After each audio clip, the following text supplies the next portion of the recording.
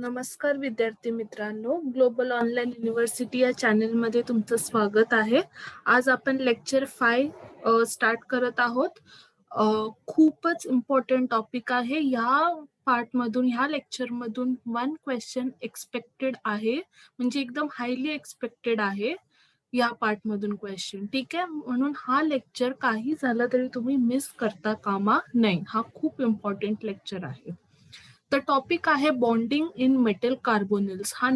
हा सेट साठी पण इम्पॉर्टंट आहे आणि नेट दोन्ही एक्झाम साठी खूपच इम्पॉर्टंट पार्ट आहे हा. Okay, bonding in metal carbonyls.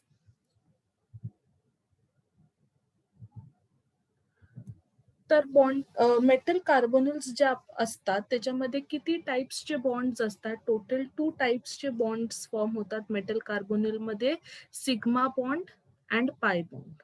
Okay, sigma bond and pi bond.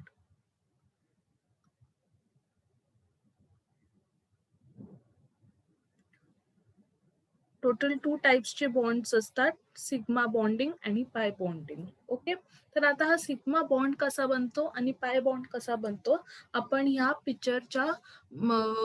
आपण ह्या माध्यमाने समजूया की कसं हा बॉन्ड फॉर्म होतो. सी, हा आहे कार्बोनिल लिगँड, राईट?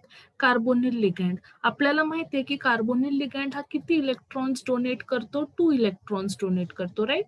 असं स्ट्रक्चर असतं ना कार्बोनिल लिगँडचं, असं, राईट? कार्बनकडे किती टोटल व्हॅलेन्स इलेक्ट्रॉन असतात? 4, राईट? त्याच्यातले हे जे 2 असतात इलेक्ट्रॉन्स ते ऑक्सिजन सोबत इथे बाइंड करतात आणि हे 2 इलेक्ट्रॉन्स आहेत ते काय करतात? ते मेटल सोबत बाइंड करतात, राईट? म्हणून कार्बोनिल हा किती इलेक्ट्रॉन्स डोनेट करू शकतो? 2 इलेक्ट्रॉन्स डोनेट करू शकतो. आणि हा जो बॉन्ड बनतो त्याला आपण काय म्हणतो? Sigma bond. ओके, आपण ह्या पिक्चर, जो ए पिक्चर आहे त्याच्यामध्ये आपण बघू शकतो की काय झालंय, कार्बोनिलचे इकडे जे 2 इलेक्ट्रॉन्स होते ते ह्या मेटलच्या डी ऑर्बिटल सोबत काय झाले? कंबाईन झाले आणि इथे त्यांनी काय बनवला? हा बॉन्ड बनवला. ठीक आहे, this is known as sigma bonding in ligand and metal, right? आणि काय होतं त्यानंतर, दुसऱ्या टाईपची जी बॉन्डिंग असते ती असते पाय बॅक बॉन्डिंग. ओके, ही खूप इम्पॉर्टंट आहे. Okay, very important. This is very important.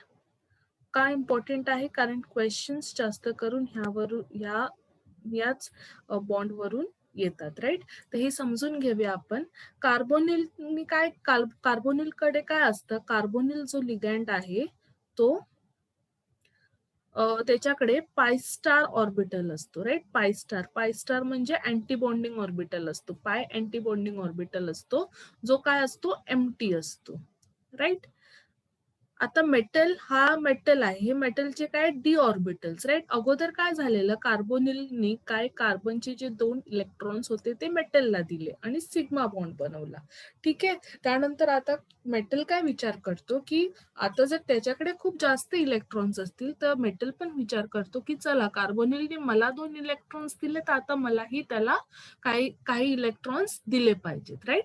मग जर मेटलकडे जास्त इलेक्ट्रॉन्स असतील, जर मेटलकडे जास्त इलेक्ट्रॉन्स असतील, ओके, इलेक्ट्रॉन डेन्सिटी जर हाय असेल मेटलकडे, तर मेटल काय करतो? बॅक बॉन्डिंग करतो. ठीक आहे, बॅक बॉन्डिंग करतो. कशामध्ये टाकतो मेटलचे डी ऑर्बिटल्स जे असतात ते कार्बोनिलच्या पायस्टार मध्ये टाकतात. ओके, मेटलचे डी ऑर्बिटल्स कार्बोनिलच्या पायस्टार मध्ये इलेक्ट्रॉन्स टाकतात. समजलं? ह्याला म्हणतात पाय बॅक बॉन्डिंग आणि पाय बॉन्ड बनवतो. बघितलं, असं हे पाय बॉन्ड बनते इथे, राईट? हे पाय बॉन्ड बनते. खूपच सोपं आहे सिग्मा बॉन्डिंग आणि पाय बॅक बॉन्डिंग. फक्त पाय बॉन्ड नाही म्हणत, पाय बॅक बॉन्ड म्हणतात. का?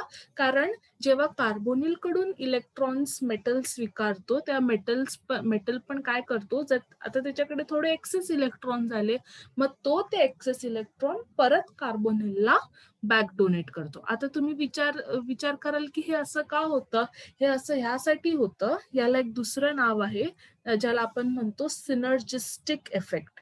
सिनर्जिस्टिक इफेक्ट मध्ये काय होतं, या इफेक्टमुळे काय होतं, मेटल आणि कार्बोनिल मध्ये जो बॉन्ड असतो, मेटल आणि कार्बोनिल मध्ये जो बॉन्ड बनतो, हा काय आहे, हा सिग्मा, राईट. हा काय आहे, पाय. जो मेटल आणि कार्बोनिल मध्ये जो बॉन्ड बनतो तो खूप स्ट्रॉंग बनतो, राईट. या बॅक डोनेशन मुळे या दोघांमधला बॉन्ड खूप स्ट्रॉंग बनतो, आणि जर मेटल आणि लिगॅंड मधला बॉन्ड स्ट्रॉंग बनला तर कॉम्प्लेक्स काय असणार, एकदम स्टेबल असणार. कळालं? या हे कारण आहे, आणि या इफेक्टला सिनर्जिस्टिक इफेक्ट म्हणतात. सिनर्जिस्टिक इफेक्ट म्हणजे काय, हे दोन्ही जेव्हा म्युच्युअल, इथे म्युच्युअल कॉपरेशन आहे बघा, इथून कार्बोनिल पण मेटलला देतोय आणि मेटल पण कार्बोनिलला देतोय, राईट. हे काय करतायत, हे सिनर्जिस्टिक म्हणजे काय, की एकत्र काम करणे, आणि त्यामुळे काय होतं, हा जो बॉन्ड आहे मेटल आणि कार्बोनिल मधला हा जो बॉन्ड आहे तो खूप स्ट्रॉंग होतो, राईट. तो खूप स्ट्रॉंग होतो. ओके. सी, इथे हा आपण डायग्राम मध्ये पण बघू शकता की इथे काय झालेलं आहे. इथे बघा, हा जो एरो आहे, हा एरो तिथे काय आहे, सिग्मा बॉन्ड बनलेला आहे, राईट. आणि इथे जे आहे, इथे काय होत आहे, lone pair of carbonyl is sigma donor, right. Is sigma donor, जे मी तुम्हाला अगोदर इथे एक्सप्लेन केलं, राईट. हा जो लोन पेअर आहे कार्बोनिलचा, ओके, हा जो लोन पेअर आहे तो काय करतो, सिग्मा डोनर सारखं बिहेव करतो, आणि जे फिल्ड डी मेटल ऑर्बिटल्स असतात ते कार्बोनिलला परत काय करतात, बॅक डोनेट करतात इन द एम्प्टी पाय star carbon monoxide orbitals. Okay, समजलं? हा खूपच इम्पॉर्टंट पार्ट आहे या चॅप्टर मधला. आता factors affecting magnitude of stretching frequency. आता हे स्ट्रेचिंग फ्रिक्वेन्सी काय आहे बघा, इथेच मी तुम्हाला एक्सप्लेन करते. आता बघा, आपण काय अंडरस्टँड केलं की हे जे सिनर्जिस्टिक इफेक्ट आहे, की आधी सिग्मा बॉन्ड बनवतो, आधी कार्बोनिल मेटलला इलेक्ट्रॉन्स देतो, नंतर मेटलकडे इलेक्ट्रॉन्स जास्त झाल्यामुळे तो परत कार्बोनिलला देतो. ह्यामुळे काय होतं की मेटल आणि कार्बोनिल मधला बॉन्ड खूप स्ट्रॉंग बनतो, आणि जर हा बॉन्ड स्ट्रॉंग बनला तर स्ट्रेचिंग फ्रिक्वेन्सीला आपण असं डिनोट करतो, स्ट्रेचिंग फ्रिक्वेन्सी काय होते, मेटल आणि कार्बनची काय होते, वाढते, राईट. मेटल आणि कार्बनची स्ट्रेचिंग फ्रिक्वेन्सी वाढते का, कारण हा बॉन्ड स्ट्रॉंग होतो. आणि जर मेटल आणि कार्बनची स्ट्रेचिंग फ्रिक्वेन्सी वाढली तर कार्बन आणि ऑक्सिजनची स्ट्रेचिंग फ्रिक्वेन्सी काय होते, कमी होते. हे खूप इम्पॉर्टंट आहे, खूप म्हणजे खूप इम्पॉर्टंट आहे, हे अंडरस्टँड करणं तुम्हाला कळेलच.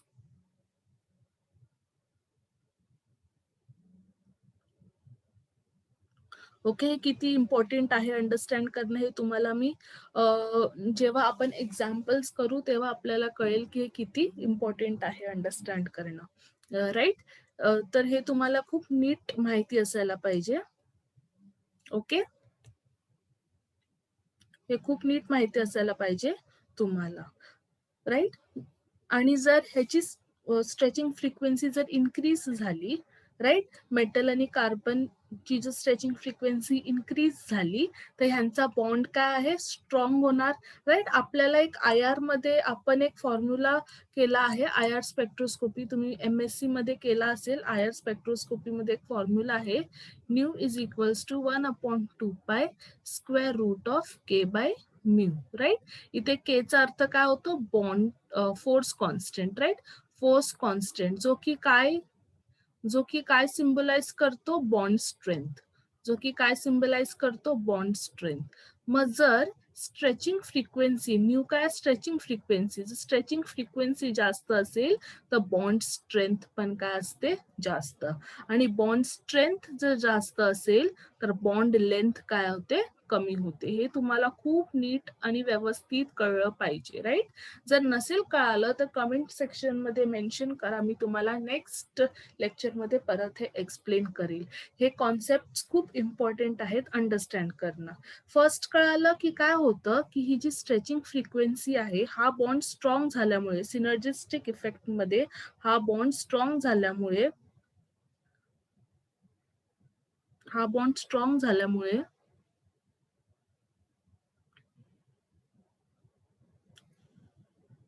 हा बॉन्ड स्ट्रॉंग झाल्यामुळे काय होतं, मेटल आणि कार्बनची स्ट्रेचिंग फ्रिक्वेन्सी वाढते.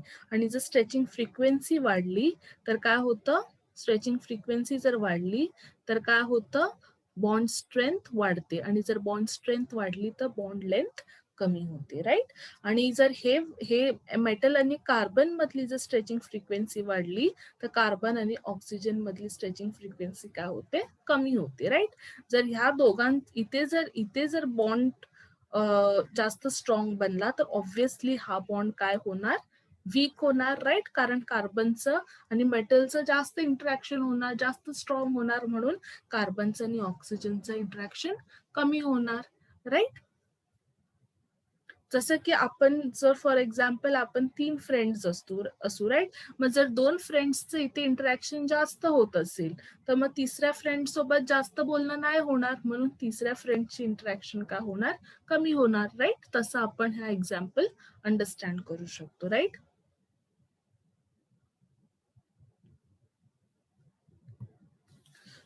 Okay, will start with the factors affecting magnitude of stretching frequency. आता तुम्हाला कळालं स्ट्रेचिंग फ्रिक्वेन्सीचा अर्थ काय आहे ते, राईट. स्ट्रेचिंग फ्रिक्वेन्सी म्हणजे काय, न्यू. आता ही जी स्ट्रेचिंग फ्रिक्वेन्सी आहे ती कुठल्या फॅक्टर्स वरती एफेक्ट करतात, कुठले फॅक्टर्स. फर्स्ट आहे चार्ज ऑन मेटल. खूपच सोपं. आता तुम्ही सांगा, मी 2 मेटल्स घेते, ठीक आहे. एकाकडे आहेत एक मेटल आहे, राईट. त्याच्याकडे आहेत 3 इलेक्ट्रॉन्स. आणि दुसरा मेटल आहे ज्याच्याकडे आहेत 1 इलेक्ट्रॉन, राईट. तर ज्याच्याकडे 3 इलेक्ट्रॉन आहे तो जास्त चांगलं पाय बॅक डोनेट करणार ना, म्हणजे बॅक बॉन्डिंग जास्त देणार, राईट. आणि ज्याच्याकडे कमी इलेक्ट्रॉन आहे तो कशाला बॅक बॉन्डिंग देईल, राईट. म्हणजे तो पण देणार, पण ह्याच्या कंपॅरिझन मध्ये खूप कमी देणार. मग जेवढा चार्ज मेटल वरती जास्त असेल, राईट, तेवढं काय होणार, बॅक बॉन्डिंग जास्त. किंवा जेवढा नेगेटिव्ह चार्ज जास्त असेल, राईट.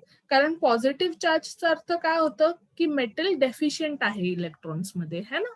आता बघा हे एक्झाम्पल घेऊया आपण, टिटॅनियम कार्बोनिल 2-, राईट. कार्बोनिल तर आपल्याला माहिती आहे न्यूट्रल लिगँड आहे, राईट. म्हणजे हा जो चार्ज आहे कॉम्प्लेक्स वरती 2- हा टिटॅनियमचा आहे. म्हणजे इथे टिटॅनियम कुठल्या फॉर्म मध्ये आहे, इथे टिटॅनियम कुठल्या फॉर्म मध्ये आहे, 2-, राईट. म्हणजे ह्याच्याकडे 2 इलेक्ट्रॉन्स जास्त आहेत. त्याच्यानंतर इथे काय, वेनॅडियम मायनस. इथे काय आहे, क्रोमियम. ह्याचं काहीच नाही, म्हणजे हा फ्री स्टेट मध्ये आहे क्रोमियम. Mn प्लस म्हणजे Mn कडे 1 इलेक्ट्रॉन कमी आहे, राईट. त्याच्यानंतर Fe2+. कळतंय का ह्याचा अर्थ, Fe2+ म्हणजे त्याच्या जेवढे पण व्हॅलेन्स इलेक्ट्रॉन्स आहेत त्याच्यामध्ये 2 इलेक्ट्रॉन्स कमी आहेत, राईट. तर ज्याच्याकडे इलेक्ट्रॉन्स कमी आहेत तो काय पाय बॅक बॉन्डिंग देणारच नाही, है ना. त्याच्याकडेच डेफिशियन्सी आहे, तर तो काय परत कार्बोनिलला देणार, राईट, लिगँड. मग ह्याच्यामुळे काय होणार की ह्या Fe आणि कार्बोनिल मधला जो बॉन्ड आहे तो काय होणार, वीक होणार. कारण हा देऊच शकत नाही ना, ह्याच्याकडे ऑलरेडी +2 चार्ज आहे, म्हणजे ह्याच्याकडेच 2 इलेक्ट्रॉन्सची डेफिशियन्सी आहे. म्हणून हा पाय बॅक बॉन्डिंग मध्ये पार्टिसिपेट नाही करू शकणार. आणि जर पाय बॅक बॉन्डिंग मध्ये पार्टिसिपेट नाही करू शकला तर काय होणार, हा बॉन्ड वीक होणार, राईट. आणि जर हा बॉन्ड वीक झाला, मेटल आणि कार्बन मधला जर बॉन्ड वीक झाला तर कार्बन आणि ऑक्सिजन मधला बॉन्ड काय होणार, स्ट्रॉंग होणार. हे मी तुम्हाला आधीच सांगितलेलं, राईट. मग ह्याच्यामध्ये काय होणार की ह्याची स्ट्रेचिंग फ्रिक्वेन्सी वाढणार आणि ह्याची स्ट्रेचिंग फ्रिक्वेन्सी काय होणार, कमी होणार.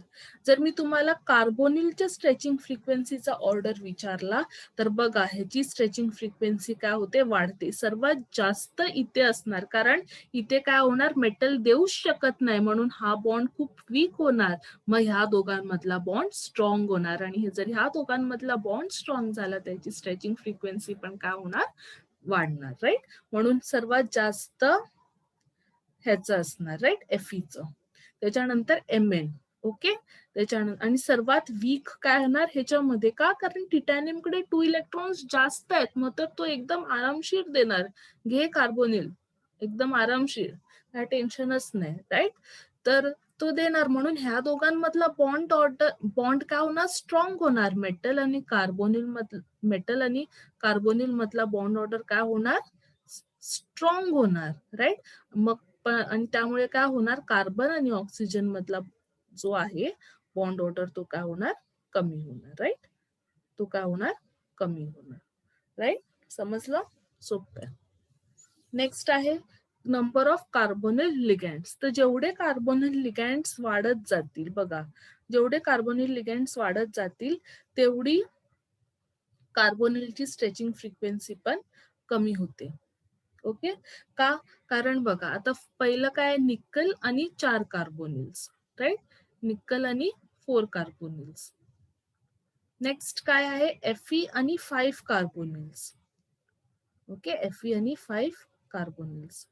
तर बघा आता ह्या निकलला किती, 4 कार्बोनिल्सला पाय बॅक डोनेशन करायचंय, राईट. आणि इथे काय आहे, Fe ला 5 कार्बोनिल्सला पाय बॅक डोनेशन करायचंय, राईट.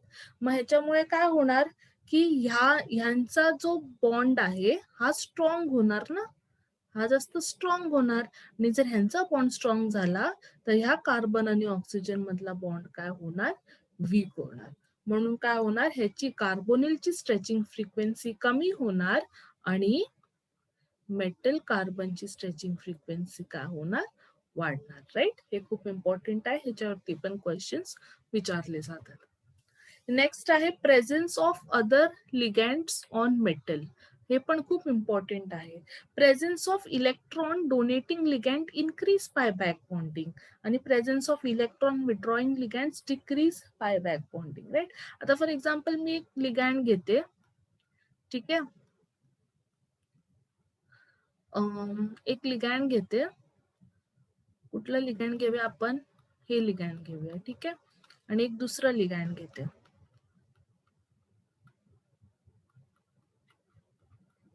ठीक आहे.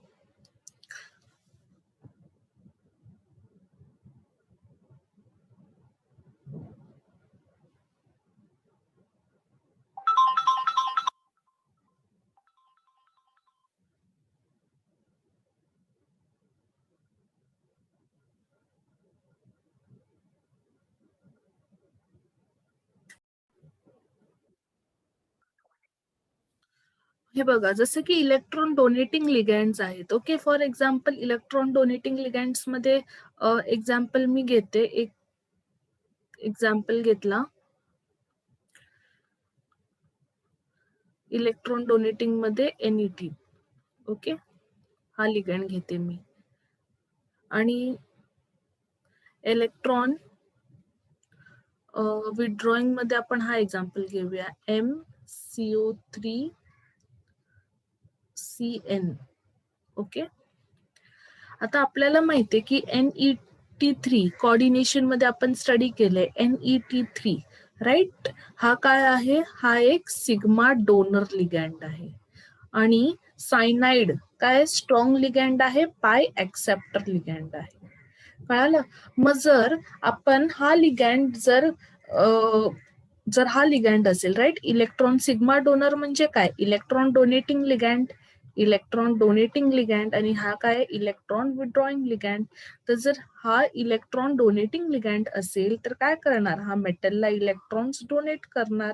आणि जेवढे मेटलकडे इलेक्ट्रॉन डेन्सिटी वाढणार तेवढंच तो एफिशियंटली पाय बॅक डोनेशन करू शकतो, राईट. म्हणून इथे लिहिलंय की जेवढे इलेक्ट्रॉन डोनेटिंग लिगँड्स जास्त असतील तेवढी पाय बॅक बॉन्डिंग जास्त असेल. आणि जेवढे इलेक्ट्रॉन विड्रॉइंग लिगँड्स असतील, आता इथे हा एक्झाम्पल सायनाइड काय, पाय ऍक्सेप्टर आहे, म्हणजे इलेक्ट्रॉन विड्रॉइंग लिगँड आहे. जर जेवढे इलेक्ट्रॉन विड्रॉइंग म्हणजे काय, की हाच मेटलकडचे इलेक्ट्रॉन्स घेतोय.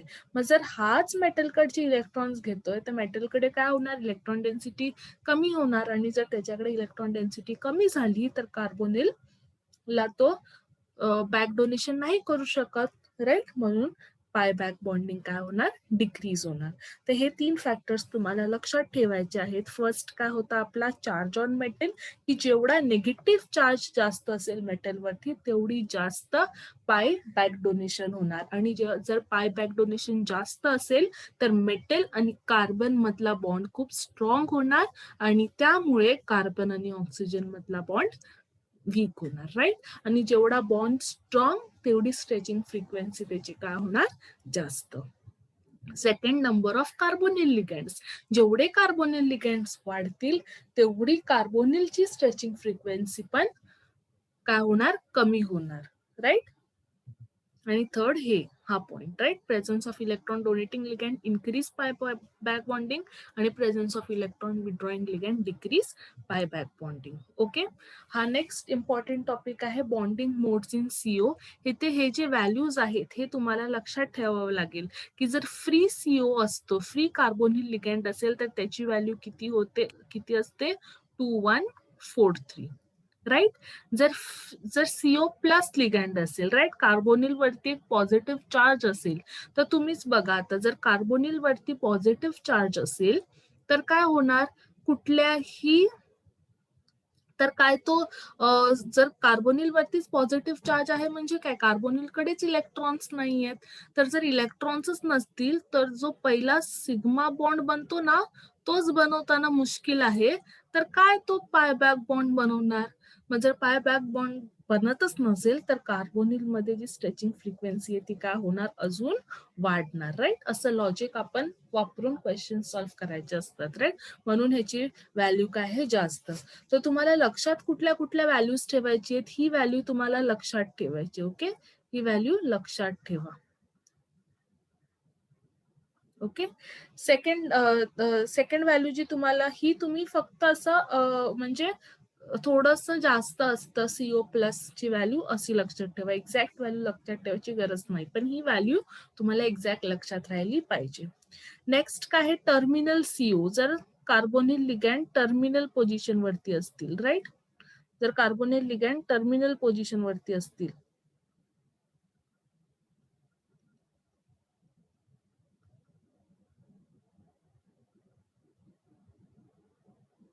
कुठे टर्मिनल पोझिशन वरती असतील तर काय होणार, त्याची व्हॅल्यू अजून कमी होणार, राईट. कारण इथे काय होता, फ्री सीओ ची व्हॅल्यू होती, म्हणजे कुठल्याही मेटलशी अटॅच नव्हता हा सीओ.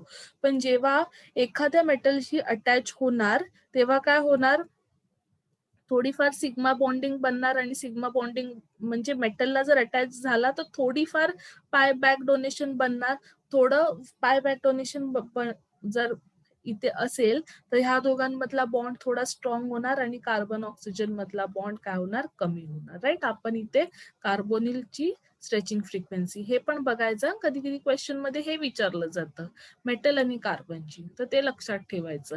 इथे काय होणार, मेटल आणि कार्बनची वाढणार, ओके, आणि कार्बन आणि ऑक्सिजनची कमी होणार as compared to free CO. कारण फ्री सीओ मध्ये कुठलाच मेटल नव्हता म्हणून काय मेटलचा बॅक बॉन्डिंगचा प्रश्न येत नव्हता, म्हणून ह्यापेक्षा थोडी कमी आहे व्हॅल्यू. बघा 2120 ते 1850, राईट. जेव्हा ब्रिजिंग मध्ये असेल कार्बोनिल, ओके, जेव्हा ब्रिजिंग मध्ये असेल, म्यू2 ब्रिजिंग आहे, म्हणजे हा कार्बोनिल दोन मेटल्सला काय करतोय, ब्रिज करतोय, तेव्हा त्याची व्हॅल्यू काय होणार, अजून कमी होणार. कारण दोन आधी तर एकच मेटल पाय बॅक डोनेशन करत होता, आता दोन दोन मेटल आहेत बॅक डोनेशन करायला.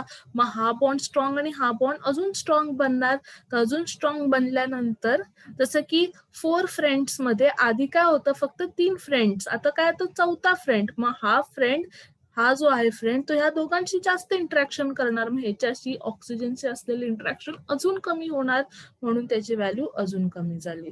आणि जर म्यू थ्री म्हणजे काय, कार्बोनिल 3 मेटलशी अटॅच्ड आहेत, तर काय होणार, अजून त्याची व्हॅल्यू कमी होणार, राईट. हे कसं लक्षात ठेवू शकता, 1860 ला 1850 लक्षात असं ठेवू शकता. हे बघा इथे 1850 ला संपलेलं, हे काय 1850 ते 1750, आणि ह्याला कसं लक्षात ठेवू शकता, 1750 ते 1650. कारण हे एक्झॅक्ट व्हॅल्यू तर तुम्ही लक्षात नाही ठेवू शकत, राईट. तर असं मग हे तिन्ही व्हॅल्यूज पण तुम्हाला माहिती असले पाहिजेत, ओके. खूप इम्पॉर्टंट आहेत, कारण कधी कधी क्वेश्चन विचारला जातो, कधी कधी ही स्ट्रेचिंग फ्रिक्वेन्सी दिली जाते आणि विचारलं जातं की कार्बोनिल कुठल्या मोडमध्ये आहे, टर्मिनल मोडमध्ये आहे की ब्रिजिंग मध्ये आहे की फ्री आहे. ओके, असा क्वेश्चन पण येतो एक्झाम मध्ये.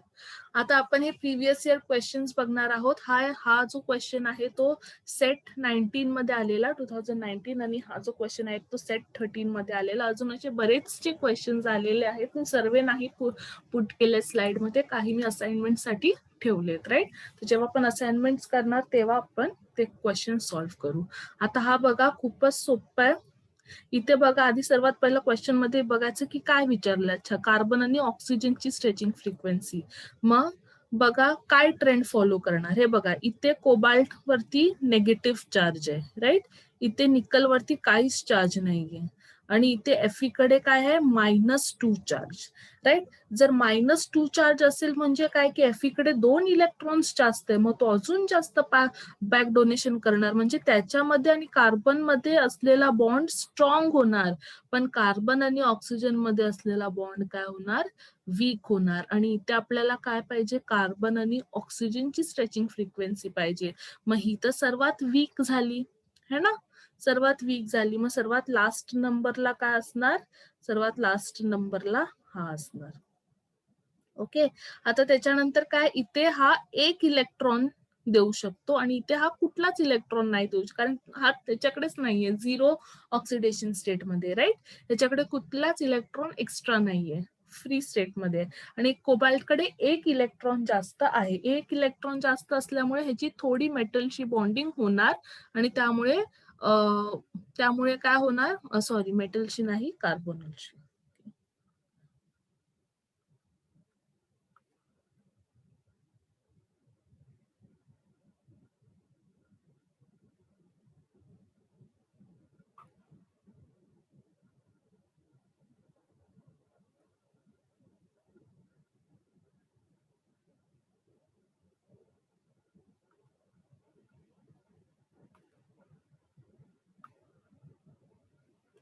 मेटलची नाही, कार्बनची. ठीक आहे, थोडीफार तरी बॅक बॉन्ड बनणार, ठीक आहे. आणि त्यामुळे ह्याचं थोडं ऑक्सिजनशी असलेलं थोडं वीक होणार, राईट. मग सेकंड नंबर वरती कोण येणार आपला, हा येणार. कळालं. आणि फर्स्ट नंबर वरती कोण येणार, निकल. समजलं. फर्स्ट नंबर वरती आपला कोण येणार, निकल, राईट. तर मी थोडं नीटली लिहिते हे, राईट. थोडं नीट लिहूया आपण, म्हणजे.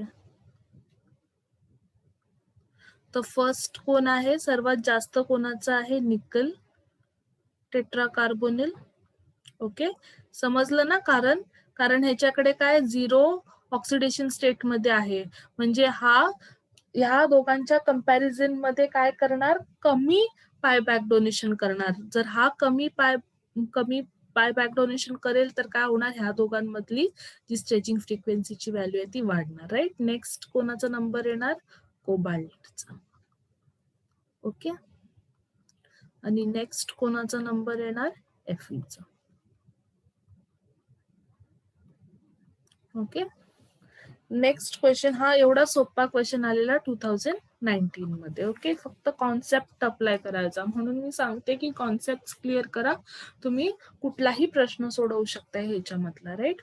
नेक्स्ट आहे correct order of strength of metal carbon bond. हा सेट 2013 मध्ये विचारलेला. इथे काय तुम्हाला मेटल आणि कार्बन बघायचंय, ठीक आहे. इथे काय बघायचं होतं, कार्बन आणि ऑक्सिजन. इथे मेटल आणि कार्बनचा बॉन्ड स्ट्रेंथ बघायची आहे. आणि हे सेम आहे, जेवढं स्ट्रेचिंग फ्रिक्वेन्सी असते तेवढीच बॉन्ड स्ट्रेंथ पण असते. ओके, सो स्ट्रेचिंग फ्रिक्वेन्सी आणि बॉन्ड स्ट्रेंथ काय सेम आहे, पण जर बॉन्ड लेंथ विचारली असती तर याचं इन्व्हर्स झालं असतं. ओके, मी हे अगोदरच्या स्लाइड मध्ये एक्सप्लेन केलंय. तर काय होणार, मेटल कार्बन बॉन्ड बघायचा आपल्याला. तर बघा, इथे काय आहे, व्हॅनेडियम वरती नेगेटिव्ह चार्ज, क्रोमियम वरती झिरो चार्ज, आणि एमएन वरती पॉझिटिव्ह चार्ज. तर जर व्हॅनेडियम कडे नेगेटिव्ह चार्ज असेल म्हणजे काय, त्याच्याकडे एक इलेक्ट्रॉन जास्त आहे, मग तो खूप तत्परतेने कार्बोनिलला इलेक्ट्रॉन देणार, राईट, एकदम रेडीली इलेक्ट्रॉन देणार. मग काय होणार, ह्या दोघांमधला बॉन्ड खूप स्ट्रॉंग होणार है ना. सर्वात जास्त मग कोणाचा असणार, व्हॅनेडियमचा. तर जिथे व्हॅनेडियम जास्त आहे तो राईट आन्सर आहे. म्हणजे हा राईट असू शकतो, नाहीतर हा राईट असू शकतो, राईट. हे दोन काय झाले, हे चुकलेत कारण इथे कमी दिलं. तर ह्या दोन. सेकंड नंबर वरती कोण येणार, क्रोमियम, राईट. कारण क्रोमियम काय, झिरो ऑक्सिडेशन स्टेट मध्ये, म्हणजे त्याच्याकडे कुठलाही एक्स्ट्रा इलेक्ट्रॉन नाही आहे. ओके. तर हा जेवढे आहेत त्याच्यातले थोडेफार इलेक्ट्रॉन्स याला देऊ शकतो. पण Mnचं काय, पॉझिटिव्ह चार्ज आहे, म्हणजे त्याच्याकडे एक इलेक्ट्रॉन कमी आहे. तर एक इलेक्ट्रॉन कमी असल्यावरती तो काय देणार ना, कार्बोनिलला. स्वतःच इलेक्ट्रॉन डेफिशियंट आहे, काय कार्बोनिलला पायबॅक डोनेशन करणार. म्हणून इथे काय होणार, हा काय देत नाहीये, म्हणून ह्यांचा बॉन्ड काय होणार, वीक होणार. आणि कार्बन आणि ऑक्सिजनचा बॉन्ड जास्त स्ट्रॉंग होणार, राईट. आणि आपल्याला काय विचारलेलं, मेटल आणि कार्बनचा बॉन्ड विचारलेला. मग राईट आन्सर कुठला, हा. Okay, A1, right. Okay. So एवढेच क्वेश्चन्स होते. अजून पुढचे क्वेश्चन्स आपण असाइनमेंट मध्ये सॉल्व्ह करू. Next, global online university paid courses organise केलेले आहेत पेपर 1 आणि पेपर 2 साठी. ओके. पेपर 1 मध्ये तुम्हाला फुल कोर्स भेटणार आहे, सिलेबस भेटणार आहे, सिलेबसचे नोट्स, व्हिडिओ लेक्चर्स भेटणार आहे, परत सोल्युशन्स भेटणार आहे प्रत्येक चॅप्टरचा in English and Marathi, along with 40 practice papers. Okay. आणि this is all for just for 999, and for more details you can contact this WhatsApp number. आणि पेपर 2 आपला, त्याच्यासाठी पण कोर्स लॉन्च होणार आहे ग्लोबल ऑनलाईन युनिव्हर्सिटी या ऍप वरती. त्याच्यामध्ये एंटायर सिलेबस व्हिडिओज बनवणार आहेत specifically for MH set. Assignments करणार आहोत आपण, मॉक टेस्ट घेणार आहोत, doubt solving and previous year question papers. Okay, this is just for 2999, and for more details you can contact this WhatsApp number. Okay, thank you.